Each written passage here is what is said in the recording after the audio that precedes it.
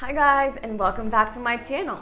Today I have with you a Girl Talks Formula 1 in less than a minute. So today we're going to be reviewing the Hungaroring Grand Prix. Oh my gosh, I don't even know where to start because this Grand Prix just blew my mind. The results were the following. Lewis Hamilton had the pole position, but Esteban Ocon was the winner of this race, making this his first victory in his career in Formula 1. In second place, we have Sebastian Vettel, and third place, Lewis Hamilton, after overpassing pretty much more than half the grid. Unfortunately for Sebastian Vettel, due to having a low amount of fuel on his car, he got disqualified by the FIA, making Lewis Hamilton the second place and Carlos Sainz the third. Funny how half of the podiums Carlos Sainz has won has been because of people who have gotten disqualified.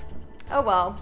But the race does not end there, nor does it start there. It actually started with Valtteri Bottas causing a major crash galore, or as Charles Leclerc likes to call it, a bowling game. Thanks to him against one driver, and then this driver crashed against another, and then this driver against another, and then this against another. Eventually there was 6 drivers out of the race, leaving only 14 drivers to compete. And the driver of the day was Fernando Alonso. In other news, we have the Williams team scoring double points. So does this mean that all the George Russell rumors about him going to Mercedes in 2022 might be coming true? And having Valtteri Bottas in Alfa Romeo next season? These are all just rumors, so you'll have to be posted to see what's next. Thank you guys so much for watching, and see you again next time on another episode of A Girl Talks Formula 1.